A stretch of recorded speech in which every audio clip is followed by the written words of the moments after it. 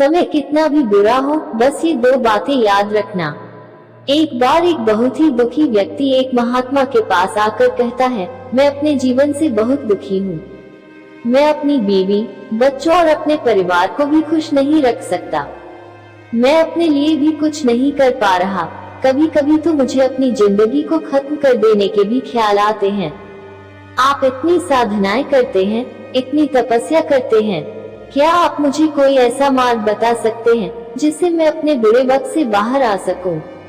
मेरा बहुत बुरा समय चल रहा है। 2 वक्त की रोटी का इंतजाम करना भी मेरे लिए बहुत मुश्किल हो गया है। अब आप ही बताएं कि ऐसे वक्त में मैं जिंदा रहूं तो कैसे रहूं? कैसे अपने परिवार को खुश रहूं?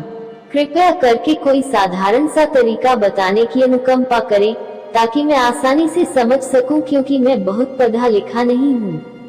अगर आप बड़ी बड़ी ज्ञान की बातें करेंगे तो शायद मैं कभी समझ भी नहीं पाऊंगा। ये सुनकर महात्मा ने मुस्कुराते हुए कहा कि तुम एक काम कर सकते हो मेरा। उसने सामने की तरफ इशारा करते हुए कहा कि उस ऊंची पहाड़ पर एक मंदिर है और उस मंदिर के पास चींटियों का एक घर है जहाँ पर हजारों चींटियां रहती है। तुम्हें सुनने में बड़ा अजीब लगेगा, लेकिन वो चींटियां उस मंदिर की जमीन को खराब कर देती है। उस मिट्टी की उपजाऊ शक्ति वो खत्म कर देती है, जिसके कारण वहाँ पर कोई भी पेड़ या कोई भी घास पनप नहीं पाती है। तुम मेरा एक काम करो, उसके बाद मैं तुम्हें तुम्हारे सवालों के जवाब दूंगा। तुम 7 दिन तक रोज उस पहाड़ पर जाओ और उस चींटियों के घर को तहस नहस कर दो, उसको तोड़ दो। जब भी तुम्हें कोई चींटियों का घर दिखे मंदिर के आसपास तो उसे वहीं पे तहस नहस कर देना। लेकिन याद रहे, घर को तोड़ने में कोई भी चींटी मरने नहीं चाहिए। इस बात को समझने का प्रयास करते हुए वो युवक वहां से चला गया। शायद उसको कुछ समझ में नहीं आया था कि महात्मा जी ऐसा क्यों करवा रहे हैं। वो तो उन चींटियों पर अन्याय कर रहे हैं, उनका घर तुड़वा रहे हैं, उन्हें नुकसान पहुंचा रहे हैं। आखिर कौन महात्मा ऐसा करेगा? लेकिन फिर भी उस महात्मा की बात मानते हुए वो अगले दिन से ही पहाड़ पर जाना शुरू कर देता है। जब वो पहले दिन पहाड़ पर पहुंचता है तो देखता है कि बहुत सारी चींटियां अपना खाना जुटाने में लगी हुई है। सारी चींटियां कतार से चल रही थी और अनाज के छोटे छोटे कण उठाकर अपने घर में जमा करती जा रही थी। ये देखकर पहले तो उस युवक का मन कमजोर पड़ गया। उसने सोचा कि ये इतनी मेहनत करके अपना घर भर रही है और मैं इनके घर को तबाह कर दूंगा तो इनको कितना बुरा लगेगा। लेकिन फिर उसने उस महात्मा की बात याद करते हुए उस घर को तोड़ना शुरू कर दिया। जल्द ही चींटियों में हाहाकार मच गया। वो इधर उधर दौड़ने लगी। अभी तक जो कतार में चल रही थी अब वो बिखर गई और इधर उधर अपनी जान बचाने के लिए भागने लगी। थोड़ी देर में घर टूट गया और सारी चींटियां इधर उधर छुपने के लिए भाग चुकी थी। ये करने के बाद वो युवक दुखी मन से वापस अपने घर पर लौट आया। उसका मन परेशान था, दुखी था, पश्चाताप से भरा हुआ था।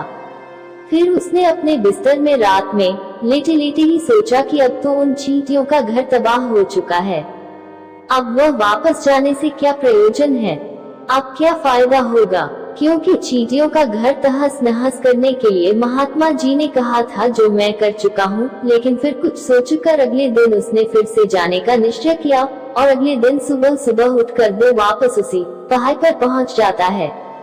पहाड़ पर पहुंचकर वो उसी जगह पर पहुंचता है जहां पिछले सुबह उसने उस घर को तहस नहस कर दिया था।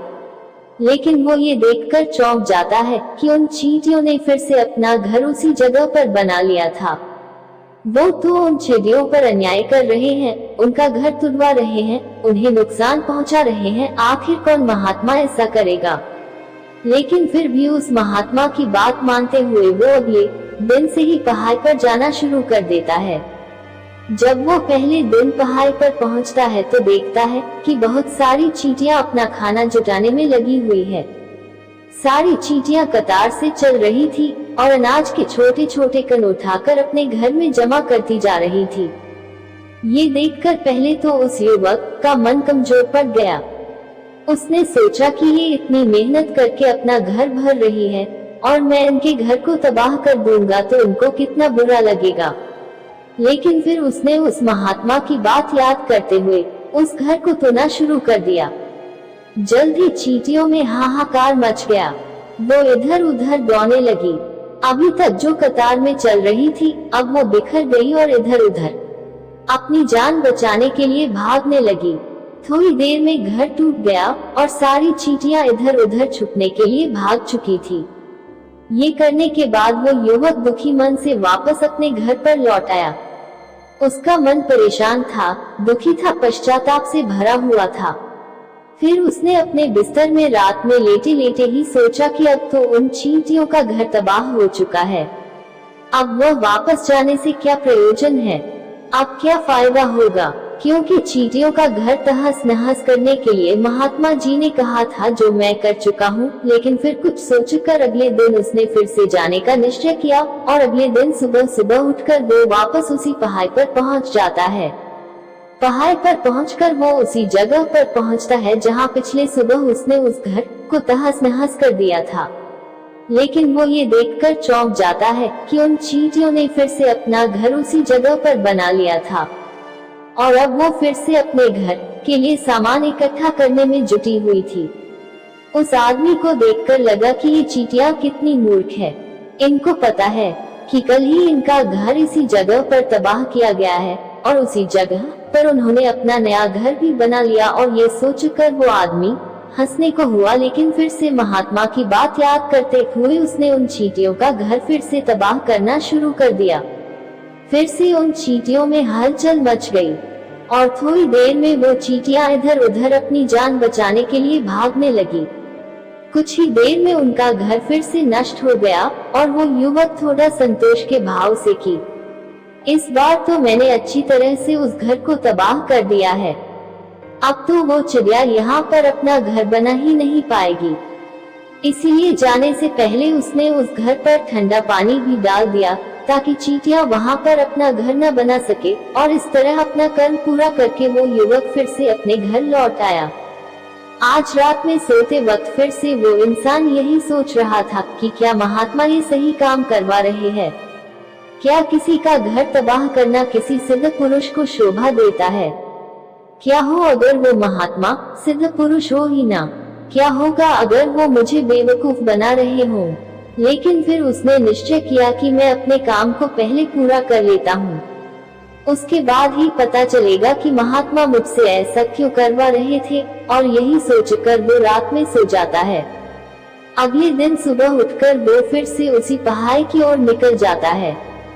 पहाड़ पर पहुंचकर वो उसी जगह पर पहुंचता है जहां पर उसने उनके घर को तबाह कर दिया था और वो ये देखकर खुश हो जाता है कि वहां पर कोई भी घर नहीं था। सारी चींटियां वहां से भाग चुकी थी। अब उसने सोचा कि अब मेरा रोज रोज आने का क्या प्रयोजन, क्योंकि चींटियां तो अपना घर बदल चुकी है और महात्मा जी ने मुझे 7वें दिन आने के लिए कहा था। लेकिन आज तो तीसरा ही दिन है, अब बाकी 4 दिन वापस आने का क्या प्रयोजन। और यही सोचकर उसने निश्चय किया कि यहाँ से वो सीधा उसी महात्मा के पास जाएगा और उनको ये सारी खबर बता देगा। जब वो वापस मुड़कर उस पहाड़ से उस महात्मा की कुटिया की तरफ जाने लगा तो उसने देखा तो अचानक उसकी नजर एक और घरौंदे पर पड़ी जो कि चींटियों का ही बनाया हुआ था। मतलब कि वो घरौंदा चींटियों ने ही बनाया था और अब वो चींटियां नए घर में वास कर चुकी थी। ये नया घर उनके पुराने घर से थोड़ी ही दूरी पर था और जब उसी युवक की नजर उस घरौंदे पर पड़ी तो उसने सोचा कि शायद महात्मा को पता था कि ये चींटियां अपना घर यहाँ से बदलकर किसी दूसरी जगह पर बना लेगी, इसलिए उन्होंने मुझे 7वें दिन आने के लिए कहा था। और ये विचार करके वो उसका नया घर भी तोड़ने के लिए पहुँच जाता है। जब वो वहाँ पहुँचा तो चींटियां उसी तरह अपने कार्य में लगी हुई थी। वो अपने लिए खाना इकट्ठा कर रही थी और अपने घर में जमा करती जा रही थी जो पुराना घर टूटा था। उसने फिर से उस घर को तोड़ने का निश्चय किया और उसने इस बार बड़ी ही सावधानी के साथ बिना किसी चींटी को कोई नुकसान पहुंचाए वो घर तबाह करना शुरू कर दिया। वक्त थोड़ा ज्यादा लगा क्योंकि किसी भी चींटी को नुकसान न पहुंचाने की शर्त महात्मा ने पहले ही रखी थी, इसीलिए उसको बड़ी सावधानी के साथ उन घरों को तबाह करना था। लेकिन आखिरकार उसने उस घर को भी तबाह कर दिया, और उस घर को तबाह करने के बाद वहां भी अनाज के कारण बचे हुए थे, और चींटियां वहां से भी अनाज इकट्ठा कर करके वापस अपने नए घर में ला रही थी। अब यहाँ पर फिर से युवक का मन थोड़ा कमजोर पड़ गया, क्योंकि वो खुद भी कमजोर था, खुद भी वक्त का मारा हुआ था, इसीलिए उसके मन में उन चींटियों के प्रति दया का भाव उमड़ रहा था। उनके ऊपर उसे दया आ रही थी। वो चाहता था कि उनकी मदद करे, लेकिन वो उल्टा उनको नुकसान पहुंचा रहा था। लेकिन उस महात्मा की बात को याद करते हुए वो बड़े ही दुखी मन से, इस बार वो पहले से भी ज्यादा दुखी था, क्योंकि उसने उनका नया घर भी तोड़ दिया था। वो उन चींटियों को बसने ही नहीं दे रहा था, और वो अब अपने आप को शैतान या दानव समझने लगा था। लेकिन फिर भी उस महात्मा की बात को मानते हुए वो अपने घर पर दुखी मन से वापस आ गया। रात में सोने से पहले एक बार उसने फिर से सोचा कि मैं कितना बड़ा शैतान हूँ, कितना बड़ा दानव हूँ। पुराना घर तो छोड़ो, मैं उन चींटियों को कहीं भी बसने के लिए कोई जगह ही नहीं दे रहा हूँ। वो चींटियां मेरे बारे में क्या सोचती होंगी, वो कितना दुत्कारती होंगी उस परमात्मा को जो मेरे द्वारा ये काम करवा रहा है। लेकिन फिर भी उसने अगले दिन जाने का निश्चय किया, और अगले दिन सुबह सुबह वो फिर से वहां पर पहुंच गया। वो ये देखकर फिर से आश्चर्यचकित रह जाता है कि इस बार चींटियों ने एक और नई जगह पर अपना घर बना लिया था। तो पहले से भी ज्यादा ऊर्जा के साथ काम कर रही थी, और उन्होंने एक रात में पहले से भी बड़ा घर बना लिया था, और अब वो फिर से अपना अनाज और खाना इकट्ठा करने में जुटी हुई थी। ये देखकर उस आदमी को लगा कि ये चींटियां किस मिट्टी की बनी हुई है। मैं इनको बार बार यहाँ से भगाने की कोशिश कर रहा हूँ, और ये वहीं पर अपना घर बना लेती है। क्या इनको पता नहीं है कि मैं इन्हें यहाँ पर कभी भी बसने नहीं दूंगा। ये चींटी है, दिखने में इतनी छोटी है, लेकिन फिर भी ये मुझसे हार नहीं मान रही है। बड़ी ताज्जुब की बात है। और इस बार उसने गुस्से में उस घर को तहस नहस करना शुरू कर दिया, लेकिन इस बार तहस नहस करते हुए कुछ चींटियां वहीं पर मर गई, उसके पैरों तले कुचल दी गई। कुचलने के बाद जब वो अपने अहंकार से बाहर आया, तो उसने देखा कि गुस्से में उसने उन चींटियों को कितनी क्षति पहुंचा दी है। उसका मन पश्चाताप से भर गया, और वो रोता हुआ अपने घर की तरफ बढ़ गया। रात में सोते वक्त उसने सोचा कि मैं उन चींटियों पर बहुत ज्यादा अत्याचार कर रहा हूँ, अब इससे ज्यादा अत्याचार मैं नहीं कर पाऊंगा। और यही सोचकर वो अगले दिन उन चींटियों के लिए अपने घर से थोड़ा आटा लेकर उसी पहाड़ी पर पहुँच जाता है। आज उसके मन में उन चींटियों के प्रति श्रद्धा का भाव था, दया का भाव था। आज वो उनकी मदद करना चाहता था, और जब वो वहाँ पर पहुँचा तो चींटियां फिर से अपने नए घर को बनाने में जुटी हुई थी। उसने बड़ी ही करुणा के साथ उन चींटियों को अपना लाया हुआ आटा खिलाया, और अगले 3 दिनों तक वो ऐसा ही करता रहा। वो रोज सुबह जाता और उन चींटियों को अपने हाथों से आटा खिलाता। 7 दिन के बाद वो युवक उस महात्मा के पास पहुंचकर हाथ जोड़कर बोलता है कि हे महात्मा जी, मुझे माफ कर देना। मैंने उन चींटियों का घर तबाह करने के लिए बहुत कोशिश की।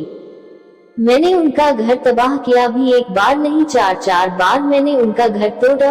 उसके बाद मैं हिम्मत नहीं कर पाया, उनके घर को नहीं तोड़ पाया। मैं समझ सकता हूँ कि मैंने आपका काम पूरा नहीं किया, और इसके बदले आप मुझे वो तरीके भी नहीं बताएंगे जो कि मुझे मेरे बुरे समय से बाहर निकाल सकते हैं। लेकिन मुझे इसका कोई खेद नहीं है। मुझे लगता है कि मैंने जो किया वो सही किया, इसलिए मैं आपसे आज्ञा लेकर वापस जा रहा हूँ। कृपया मुझे वापस अपने घर जाने की आज्ञा दीजिए।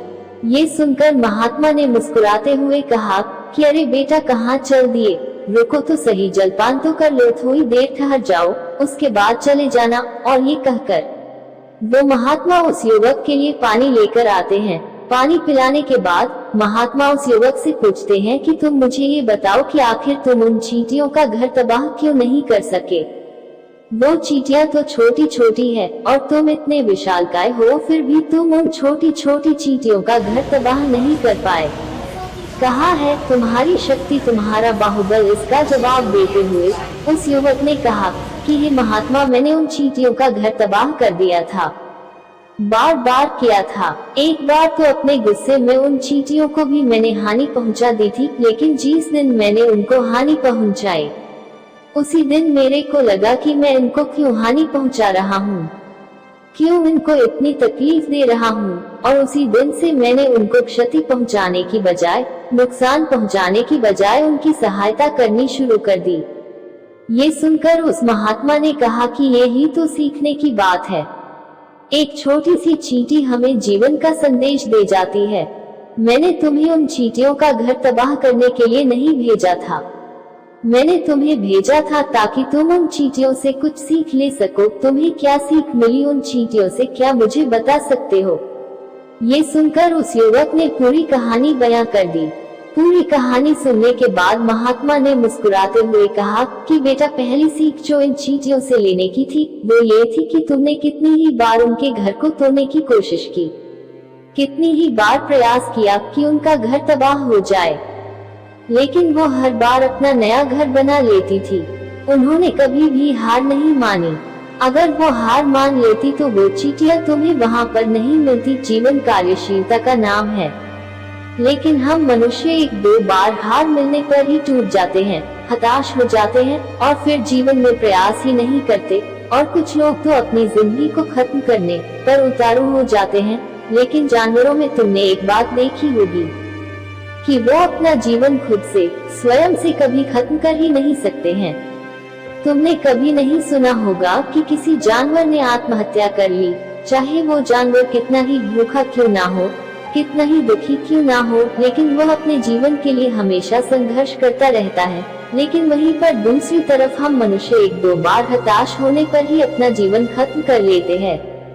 जीवन तो कर्मशीलता है, कर्म करने का नाम है जीवन, और मृत्यु आखिरी विश्राम है, परम विश्राम है।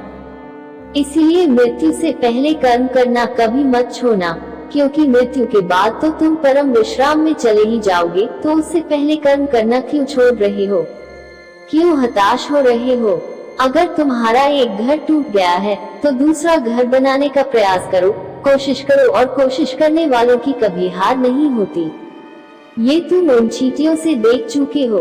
देखने में तुमसे कितनी छोटी है वो चींटियां और तुम इतने बड़े हो, लेकिन उनका मन तुम्हारे मन से इतना बड़ा है, इतना विशाल है, इतना दृढ़ संकल्पी है कि इतनी बार घर टूटने पर भी उन चींटियों ने कभी हार नहीं मानी। दूसरी सीख यहाँ से लेने की थी, वो ये थी कि जब भी हमारे ऊपर बुरा समय आता है, हमें लगता है कि ये समय कभी नहीं जाएगा, ये समय मेरे जीवन को बर्बाद कर देगा, मुझे कभी नहीं जीने देगा, और अपने इन्हीं ख्यालों से, अपने इन्हीं विचारों से, जिनका असलियत में कोई भी अस्तित्व नहीं है।